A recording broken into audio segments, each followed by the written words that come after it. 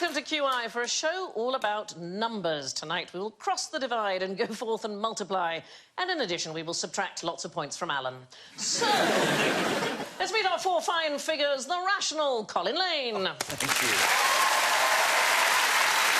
The complex you. Sarah Millican.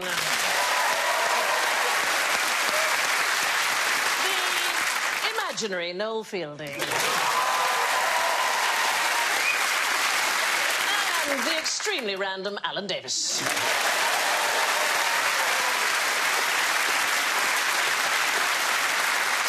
if they would like to grab my attention, they can count on their buzzers, and Colin goes... 1, 2, 3, 4, 5. Sarah goes... 5, 4, 3, 2, 1. Ah, that's very good. Noel goes... 2, 4, 6, 8. And Alan goes...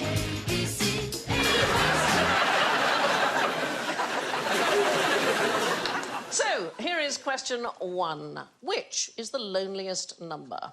3, 4, 5. Yes. 1. No. It's the obvious one, but it's not that one. So maybe 2 is the loneliest number because it's next to the one that gets talked about the most. And do you know what? I would make that entirely a correct answer if it wasn't so horribly wrong. No. 3 is the magic number. 3 is the magic number. No, well, I don't know, I've never tried, but so they say. Is it 13? Because it's quite unlucky, so the other numbers don't want to go near it. OK, so it is an unpopular number. 0. No, it's quite a high number. So there's a mathematician 100. called... Yeah, you're heading in the right direction. 14. 200. No, we're not going to play this higher, lower. 79. 110. Yes! 110? It's 110! 110. Alan gets the point.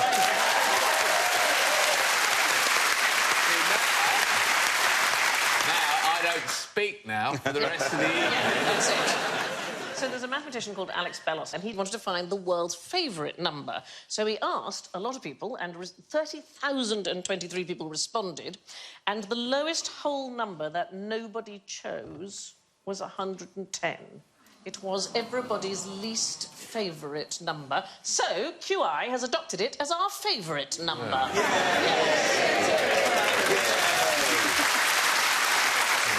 Very lukewarm round of applause. You prefer number 7, don't you? Well, why might you prefer number 7? That's a really interesting thing. Is it the lucky number? It's the world's favourite number. Oh. That is the one that Alex Bellos discovered most people prefer. And, in fact, there was a national lottery draw which rather bore this out. The 23rd of March 2016, 5 of the 6 numbers were multiples of 7, OK? So there was 7, 14, 21, 35 and 42, and the other one was 41. And so many people chose them, you got more money for matching 4 numbers than you did for matching 5. So 4 numbers, you got £51, and 5 right, you got £15. You were talking about threesome. I was trying to work out if I've had a 7-some. A 7? I think I have. I haven't. I have. If you can count your pets, then I probably have. Does it count if they're sleeping on the bed at the time? That doesn't count. Anyway, moving on. Now, have a look at these different numbers. So, number 1, anybody know what that one is right there in the middle? The hieroglyph. I'm not good on hieroglyphics. Pass. So, what were you saying, Colin? You were making a noise. You were just making a noise. I was just making a noise. What was the noise? Yes. Yeah, so that's... weirdly, it's quite close to the correct answer. It's a man holding his hands up, and he's most likely called either her or huh or her. The thing is, there are no vowels in hieroglyphs, so we don't really know how it's pronounced, but it's going to be some kind of vowel-y H sound. And he represents 1 million. for the Egyptians? I think he's just going like, I've no idea how many. I think he's lost his keys. Someone went, do you know where your keys are? And he went, I don't know. They're on your elbows, mate.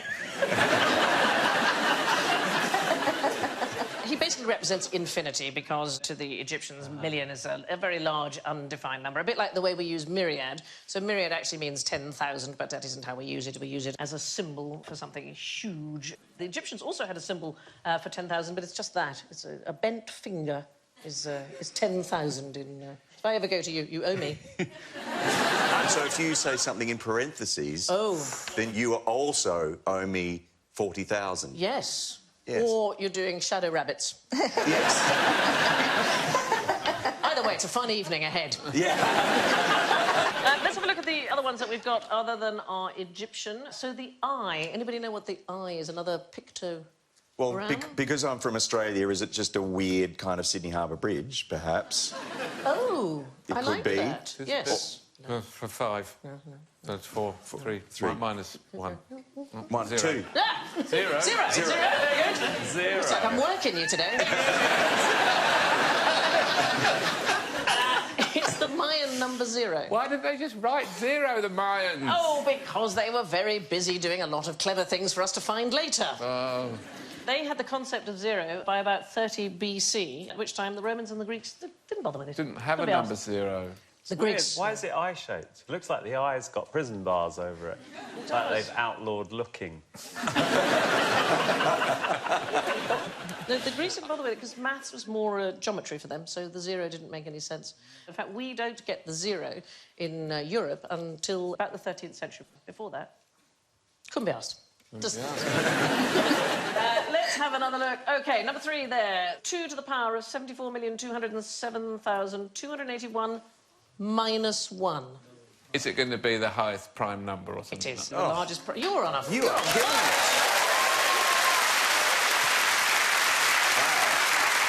It's a Mersenne prime. It is the largest one they've ever discovered, and it was discovered, obviously, by a computer. Dr. Curtis Cooper at the University of Central Missouri set the computer off, and then there was a glitch, and an email saying, we found it, went unnoticed for months until they discovered it by accident. Went in spam? It went into spam. It contains 228,338,618 digits in total. It's basically 2 times 2 times 2 times 2, 74 million times minus 1. That's my lucky number. But it's impossible to believe with these things, isn't it, that it's not divisible by anything at all? Oh, well, that's Sort of absolutely mind-boggling. Mind-blowing, isn't it, that that's a prime number. So the next one, number 4 there, 8,085,000,085. Any thoughts what that might be? It's a huge number, isn't it? Bacteria on your person. Oh, gross me out. Bacteria within your person. Oh. Bacteria trying to get out of your person. I've honestly never felt so filthy.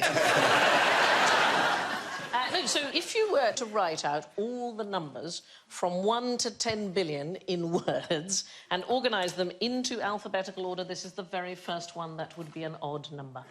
And that is because 8 is the very first number alphabetically, right? It begins with E. Also, all the numbers beginning with 8 have to come before the next number, which would be 11. OK, so it goes 8, 8 billion, 8 billion and 8, 8 billion and 18, 8 billion and 80, 8 billion and 88, 8 billion and 85. So it's the very first one that is an odd... OK, would it be a problem if you just explain that again? Did you wish to take the news with you to Australia? Look what I brought back from England, this amazing piece of information that I still don't understand. I'm trying to work out a face that I can do that would be as if I did understand that. Were you good at maths at school, no? Was it? No, terrible. Why do you think that is? Because I wasn't good at it either. It didn't make sense to me. You know that whole thing, minus and a minus is a plus. You know, there's this thing. So I used to say, but I don't have 4 sheep and you don't give me 4 sheep. How is it I've got 8 sheep suddenly running around?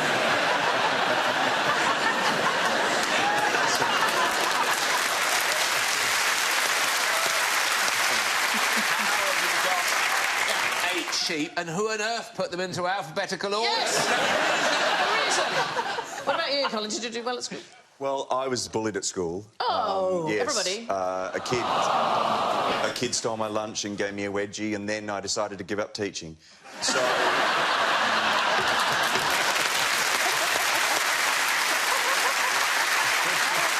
like that. My very last school report, you were supposed to get a nice one at the end to send you off into the world. It just said, Sandra has a tendency to over-dramatise. Let's have a look back at the ones that we've got left in on Number Cloud. 142,857. If I tell you it's a cyclic number, does that mean anything to you? No, is it to do with bicycles? Oh, I like that. How many bicycles in Paris? That kind of thing. Yeah, no. So if you take this number and you multiply it by any number between 1 and 6, the answer will always be an anagram of the original number. So it'll just keep all those numbers. So look there, times 2, times 3, times 4. Noise. Yeah. And then... We don't understand, but we're going to make... This is the beginnings of subjugation. This number is an anagram of the other numbers. Oh, number. When you get to the magic number 7, you can see that it doesn't work anymore. It only works from 1 to 6. Extraordinary. Let's have a look at the number 43. Anybody know about the number 43? What I say my age is. What No, is just your... joking. Are you older or younger? I'm older, yes. See, I was being polite. Yes, thank you. Boys don't mind about their age. Do boys mind about their age? Oh, they pretend that they... Oh, you're shaking your head. I don't mind about my age. I don't mind about mine, so... I'm 38 and proud. Nothing wrong with Well, that. I've no idea. A year older than me. So, The 43 goes to Fry and Barnet. Does it? Yep. It's a bus. It's a bus. To you, it's a bus number. It's a Frobenius number. Not helping, am I? No. They didn't even give you a... Ooh. It's a... So, I'm going to explain it in terms of McDonald's, OK? OK. So this is a mathematical problem posed by a German called Ferdinand Frobenius in the early 20th century. Let's say it's chicken McNuggets, OK? They are only sold in multiples of 6, 9 and 20, OK? And 43 is the largest number of McNuggets it's impossible to buy. So you could get 41, because you could have 20 and 9 and 6 and 6. You could have 42, because you could have 4 lots of 9 and a 6. You could have 44, because you could have 4 lots of 6 and a 20. You cannot buy 43 McNuggets. Not even... You'd have to throw some away. Right. Not even if you know Ronald McDonald. Now, for question number 2, which is aptly about number 2s. What can we do about the international poo shortage? Yes, Sarah. We could all get IBS. Oh, I hadn't even thought of that, because Yeah. that man in the picture is very pleased with his. Yeah. He's going to need some cream on after that, I reckon.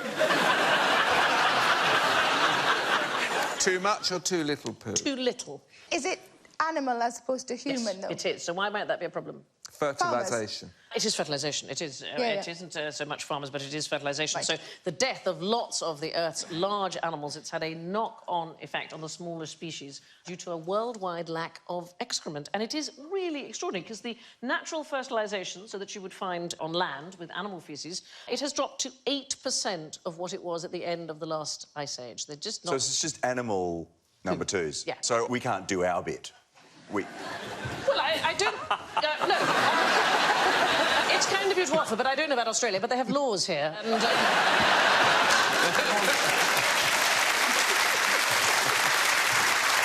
I thought you were going to be different. Oh, I am different, but you haven't looked closely enough. So we need animal poo, and in the oceans, it's even worse. So fecal nutrients in the ocean are estimated at only 5% of what they were historically. So if you think there's been a decline in the number of whales, and it was always thought that would cause the number of krill to increase, because, of course, the krill is the very thing that they eat, that hasn't materialised because the poo from the whales that fertilises the plants that the krill eats is no longer there in the quantities that it was. And it's called trophic cascade. It's the process by which a top predator really helps the rest of the ecosystem. 92% less poo than there was at the end of the Ice Age? Yeah, on the land, and 95% in the ocean. Wow. Now, here's a really crap link. Oh, I'm making some of this up as I go along. What do these things have in common? So we've got some dye. Clearly an English church, because there's something half timbered by it. Lava lamp, some neon, and... M&M. M&M. M&M. So what have they got in common? It's the odd one out. Is it an odd one out round?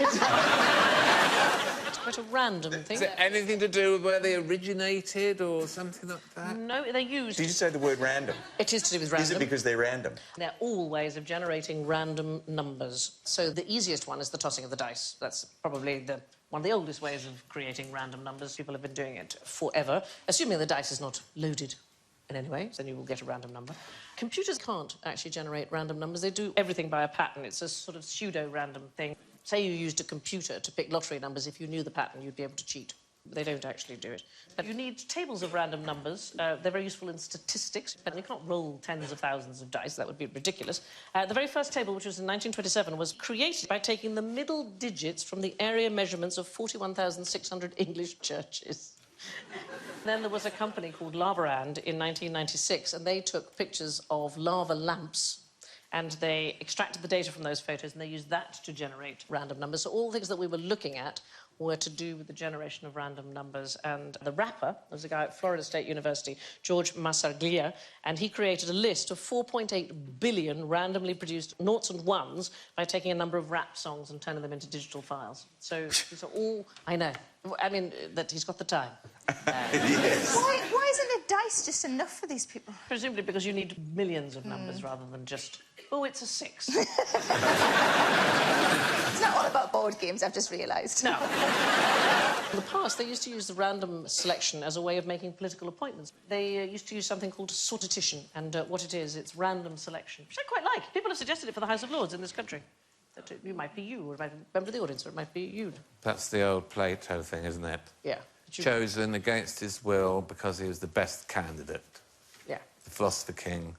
Here it would be probably David Beckham or something. I suppose we use it a bit. We use it for jury service, don't we? And the Venetians, for years and years and years, they used drawing of lots to select the Doge. There were 9 stages of drawing lots in a fantastically complicated system that carried on for about 500 years. And it was semi-random, but the idea was that help people through who are not just the people with money or the people who are good at demagoguery or that kind of thing. So, anyway, let's go forth and multiply with our 4th question. How did the Danish government convince its citizens to multiply? This is one of my randy scandies. You mean, actually... I do mean that. Was there financial incentives? There were incentives. We all need incentives anyway, don't we? What, to procreate? Or just, you know, the bit before that as well. Right. I'm fine, but OK. Incentivise me! So I can narrow it down. It's actually a place called Thisted, which is in Jutland, so the mainland, the bit that sticks up from Germany. So what happened in 2015, the local authorities were going to close down the local school, and everybody was very upset in the local area. So they struck a deal that the people would procreate as much as possible if they kept the school and the leisure facilities open. Nothing says, I'm bringing sexy back like a council memo. And did they all do it? Did they all have to have kids? Well, as many as possible, so they were encouraged to have kids. I have to say, it's a lovely place, Thisted. Not a lot to do. Number 3 on their own website of things to do in the area is visit the candle shop. Sexy candles for around the bath. Yeah. There's been lots of times before. Britain has had its own panics about falling populations because of the war and contraception and so on. So in 1921, the Daily Express ran a competition to find Britain's largest family. And the News of the World offered a free tea tray to any mother. Any mother who gave birth to her 10th child. Don't want your bloody tea tray, I'll take your head off with it. And the French still give medals for having large families. That's still a thing, the Médaille de la Famille Française. How many kids for bronze? What do you reckon? 6. 4 to 5. Silver, you get 6 to 7. Gold, 8+. I thought you said 45 for a second. There's so much wrong with that picture. I can't begin. Go on. Why are they creating a human bench for their 2 children? That is worrying. Have they glued their heads together? Maybe they're ventriloquists and that's how they hold their children. Just used to holding people like that. Now, how many great nights out can you have in a single week in Wales? 7. 7? It's not 7. 6. 8. 8. The Welsh word for a week, a wythnos, translates as 8 nights. If you start counting a week on a Sunday night and you finish on a Sunday night, which is how they used to do it, that's 8 nights. But then that's wrong. Did nobody put them straight? It's wrong to us now. I mean, lots of things have changed. So in Old English, the day used to begin at sunset. So what was Wednesday night to an Anglo-Saxon would be Tuesday night to us now. So that's changed. And in some Muslim countries, for example, where Friday is the holy day, you have a Friday, Saturday weekend. The working week then starts on a Sunday. Where can you get your hair done on a Sunday at 3 in the afternoon? That's a very good point. And whose diary is that? Because I'm having lunch with them. They can drive, that's nice. I know, and that's Well, yes. I think if they had any manners, they'd get their hair done before then. Yes. Or it means that 2 days after lunch with Sandy, you better get your hair done. She's a messy eater. Anybody know what half of a fortnight is? Imagine Jane Austen, for example. I'm not Jane familiar Austen? with Jane Austen. It's a sennight. There's a lovely bit in Pride and Prejudice where Mr. Collins says he will trespass on your hospitality from Monday, November the 18th to the Saturday sennight following. People still talk like that. We should bring those things back, don't you think? Mind you, wouldn't your heart fill with horror? Somebody's coming to stay for a sennight. How long is that again? 7 nights. How long are you staying for? Yeah. I'm staying 4 nights, which is traditionally... It should only be 3 nights, something about fish or something you shouldn't stay... It was Dickens, I think, he said that fish and overnight guests are exactly the same. They both go off after 3 days. Yes. Irritatingly, he was referring to Hans Christian Andersen, who apparently was staying with him and was a truly terrible house guest. So What if you put your guest in the fridge? Oh. Or freezer, even. Yes, that's... Could last 3 months then. Okay. Or, you know, 10 years like we all do. 8 nights on the town in Wales makes for a long, long week. Now, here's something nice. Cake. So you've each got a cake and a knife, and here is the challenge, OK? I want you to cut 2 pieces of exactly equal size. You can use 3 cuts to do it, but in such a way that the cake is still moist for you to have some more tomorrow. What would be the best way of cutting it? Could the cake stay moist in my tummy? Because then you just halve Yes, it. you could just halve it. No. So the idea is that there is cake for tomorrow. Right. So we're going to start with Alan and Colin first. What is your... Well, my theory Yes. is that we cut through the middle. OK. It's going to be difficult, but we're going to do it. Right. And then we take the top off. OK. Yes. Yeah. And we eat the bottom bit. You're going to eat the whole of the bottom bit, is that... Yeah. But that's quite a large piece of cake, isn't it? Yeah. We're 2 men in our 30s. We love cake. I'll take the top off. Yeah. Carl's going to remove the bottom of the cake. Right. And then put the top back down again. That's moist for tomorrow. Right. And then we cut this, paste that there. Yeah. We cut this completely in half, Right. like that. 2 equal pieces. Wow, that's very good.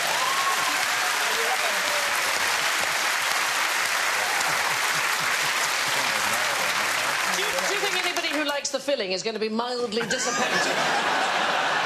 That's right. So, let's go over to... I think I've got an idea. No, do it with the cake, yeah. I'm just going to draw it Oh, first. fine, OK. Is that OK? Yes, darling, you do what you like. Yeah.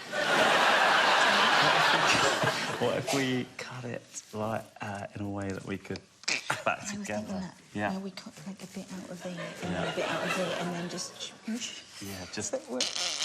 That'd be better, wouldn't it, than cutting... Do you want to do it? I mean, that was a shambles, what they did.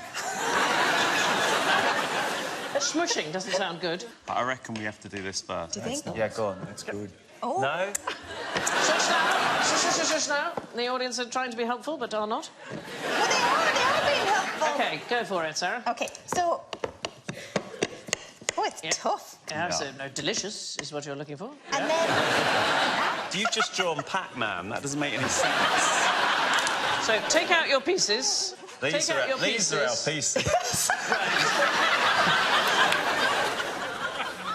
Noel, were you calling us a shambles? Is that what you were saying? There you go.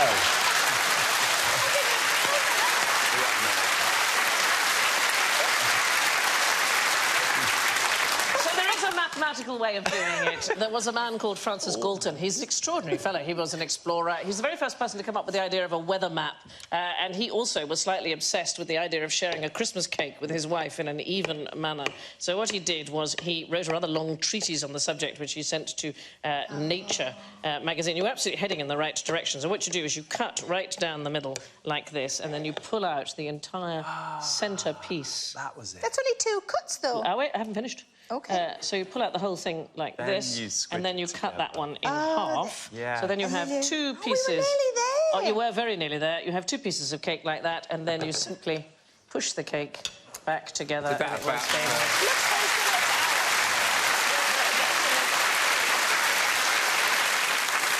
Are you writing that down, Lionel? Yeah, I am, yeah. Yeah, no, that's good. So, Only if there's 2 people, though. I mean, what if there's usually 19? then usually the whole cake gets eaten. I think it's not really a problem. I'd say with 2 with me, to be honest. Yeah. It's actually a branch of mathematics called fair cake cutting, which is about optimising the division of resources. In Chinese economics, they talk about cake theory, and it's slightly different because the debate is whether it's more important to divide the cake fairly or to bake a bigger cake. So that's how you can halve your cake and eat it. But now to a question about wrong numbers. Where's the worst place in the world for nuisance calls? That's a great picture. Do you not think you thought more carefully about making a phone call when you had to dial it one number at a time? Oh, if you had to dial someone who had lots of 8s and 9s in it, Yeah. sometimes you wouldn't bother. Just can't be asked. I actually did that. I bought a retro phone because I liked the look of it, Yeah. and after about a week, I went, "Oh, this is killing me. So boring." When I was a child, we had a holiday home in the country in Denmark, and there were so few... Yes. There were so few telephones that our number was 7. Really? The woman used to put the calls through and then listen in, and you knew that. Hear her breathing. So did you ever get people ringing up and then just go, I think you've got the wrong number? Yeah, do you want number 9? I wanted 6. I Yeah. wanted 6. Easily done. Worst place in the world for nuisance calls? What do you reckon? I know what that call is. Someone's saying there's a poo shortage. You haven't got anything in your bag. I can help out. Constantly. Just working on it now. Wouldn't it be the country with the most people in? No, ironically, the place with the fewest telephones for a short while. So it is, in fact, the Pacific island of Niue. It looks fab, doesn't it? Niue. Yep. So in the early 90s, people were constantly woken up by heavy breathers because the country was the home of an extremely lucrative sex line business, and people often used to dial the wrong number. There were only 387 telephones on the island, and the phone numbers only had 4 digits, so people were often misdialing. So this is people ringing the wrong number and expecting a sex line. Yes. So if they're already heavy breathing, they've Yeah. started already. I didn't know this. Maybe it was just a helpline for asthma, people with asthma. Nothing sexual. That guy's trying to ring 9 people at the same time. That's not going to work. I once picked up the phone. Somebody said, "You're supposed to be a fax." And you think, I have no idea what to say back to them. Beep. Yeah. So they had a terrible time because there were people constantly getting wrong numbers. And Belgium is another country that ran sex lines for quite a while. And when they were banned, this is the most brilliant thing, they started a new thing, which was cookery lines with recipes read in the most sexual way possible. They used to read out sexy recipes. What's a sexy recipe? Toad in the hole. Toad in the hole. Can't think of anything more exciting, I think. I'd quite fancy a toad in the hole. Last time I had that, I had a football under my arm and a catapult in my pocket. 2 weeks ago. You used to be able to get Toad in the hole followed by Spotted Dick. Yeah. There's a recipe you could read out. So here's the thing, we're going to make our own nuisance call this evening. There is a number that anybody can ring in Sweden, and it's a scheme set up by the country's tourism authority to celebrate 250 years of free speech in Sweden, and it's called Ring a Random Swede, OK? It's a genuine random thing. We have no idea who we're going to get. We've already pre-selected a question from a member of the audience, and the question is, why do you eat rotten fish? Does anybody speak Swedish? No. Here's the marvellous thing about Scandinavians is that their English is really coming along. OK.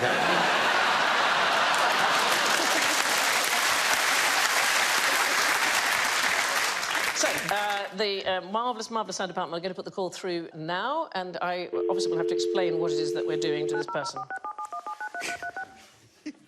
Calling Sweden. You will soon be connected to a random Swede somewhere in Sweden. This call may be recorded.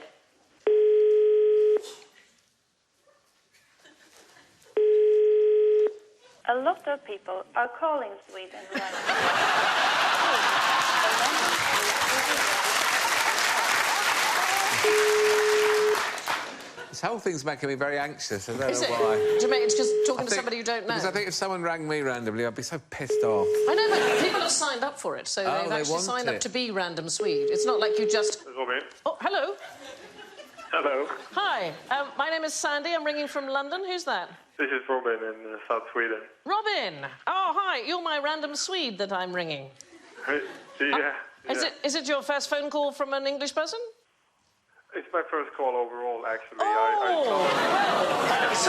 This is kind of exciting, Robin, because I'm ringing you from a live television studio in London. So you're on the BBC right now. Is that okay? Yeah, that's fine. Okay. So I tell you what, we'll have a round of applause from our audience. Maybe you can hear that.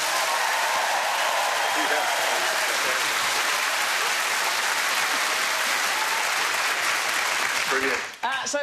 What do you do, Robin? I'm shopping some groceries. Okay. Are you actually in the shop? Yeah. Okay. So we have a question from our audience, and you may be buying this now. What do I know? Why do Swedish people eat rotten fish? Is the question we want to ask you. Yeah, most of us also want to know this question, so please call back again. So what are you going to buy, Robin, for your dinner?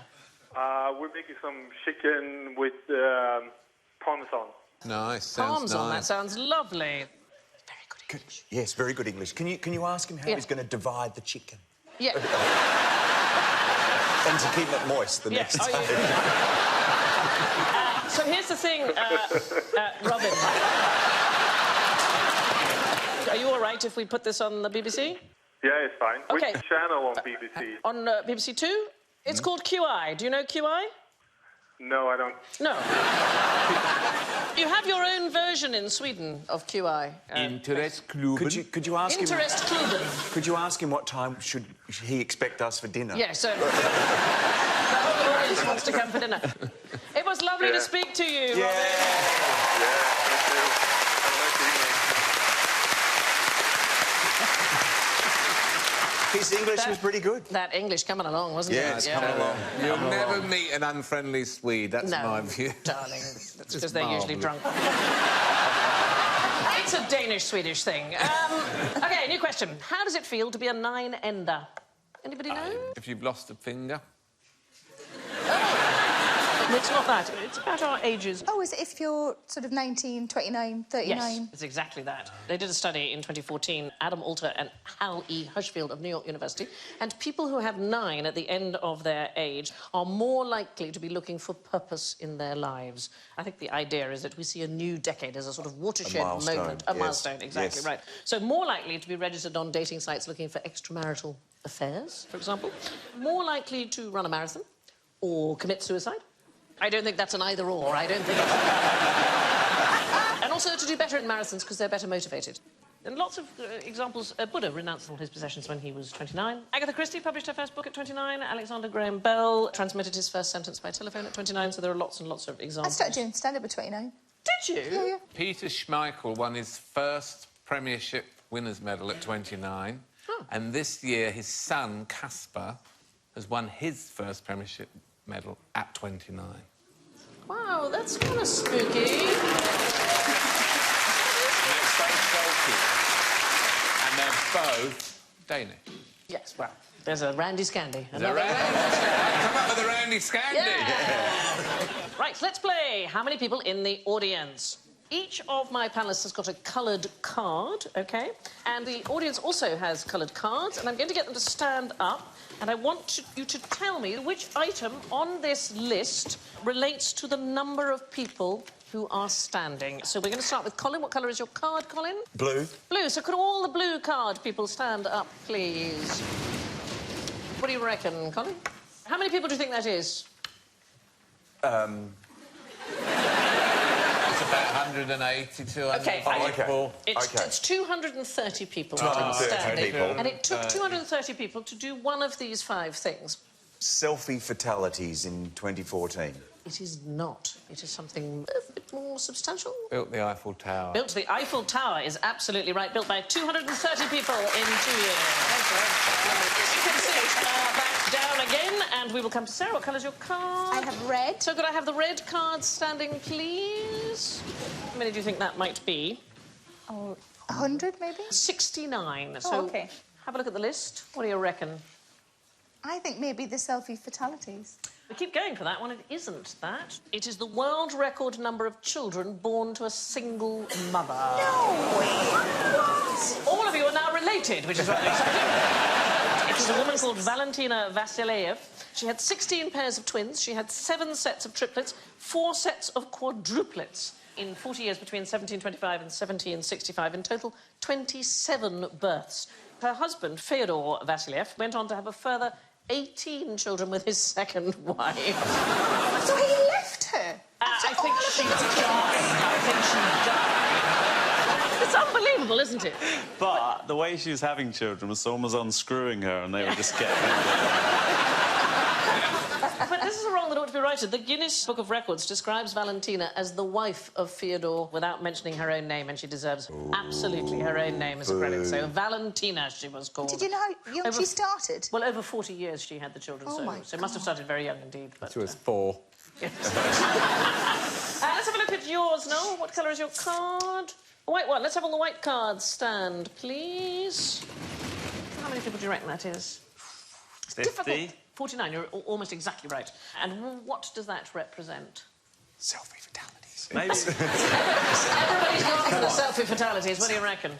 QI contestants. You should have gone for the selfie fatalities. That number of people, very sadly, in 2014, died taking a selfie. 16 came from a fall, 4 from a gunshot, 1 from an animal. I don't know what the story is. I've no idea. The most common place, apparently, to die taking a selfie is in India, followed by Russia. So, I tell you what, Alan, why did you get the whole audience to stand up? Let's have a... Everyone, please rise. There we are. So, that is the entire audience. Oh, I've heard that noise before.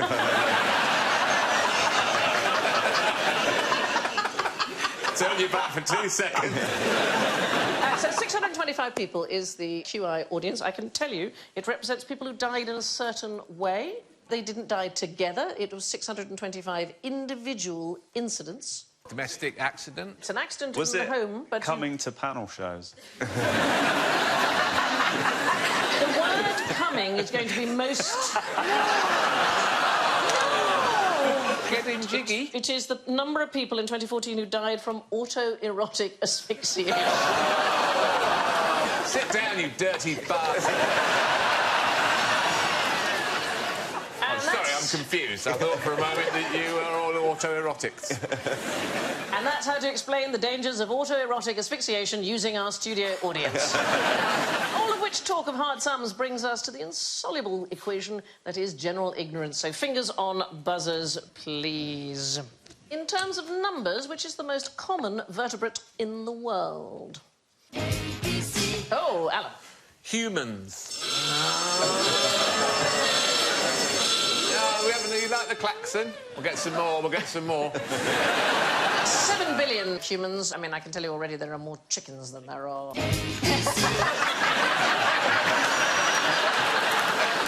Chicken. Chickens!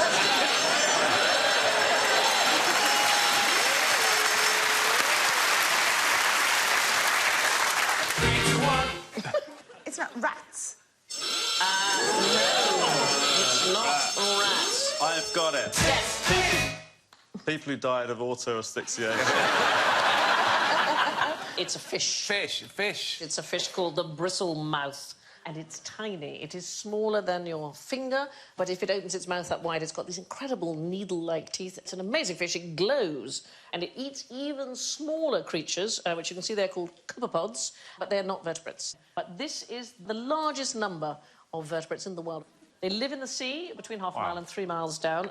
And until the 21st century, so they get the very fine dredging nets, we didn't really know how many there were. The estimate now is that there are as many as a dozen per square metre of ocean surface, which and is they incredible. disguise themselves as diagrams. They do. They're protandrous. Do you know what that means? No. They're protandrous. A Chrissy Hind? No. I don't know about that. They're male-first hermaphrodites. Wow. The most common animal in the world is an invertebrate. It's a nematode worm. 4 out of 5 of all animals is a nematode. Anything that comes at you like that without any eyes. That's why some of us made the life choices we did.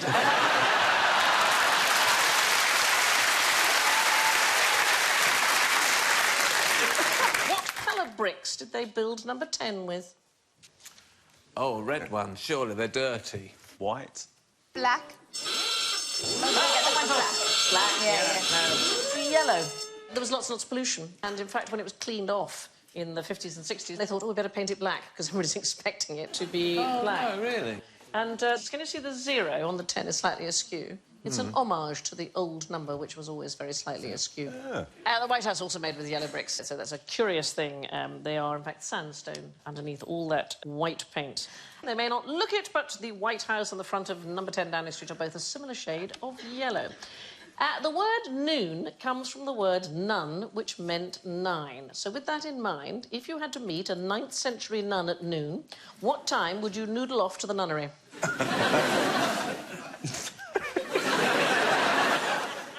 Noon means nun, which came from 9. You're meeting the nun Nun, at what time would you 9. meet if you were meeting the nun at noon? 12.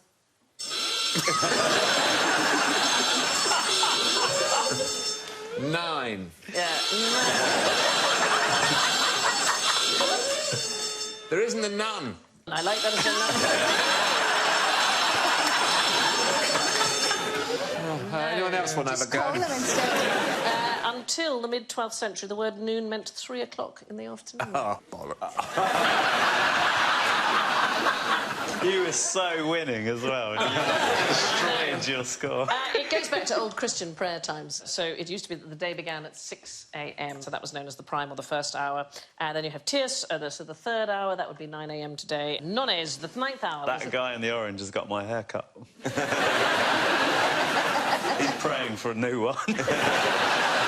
Please, I don't want to be in cabaret anymore. Until the Middle Ages, noon was 3 p.m. And all this talk of time makes me realise it must be time for the scores. In last place, with minus 41, is Alan. There should be Sarah next, but we're going to skip over that, and we're going to put in third place Colin with minus 9. And in second place, Noel with 1 point. So, Sarah actually got minus 26, but I was supposed to do a gig for Sarah, and I let her down by becoming the new host of QI, and I couldn't do it. So this week's winner, to make up for it, is Sarah.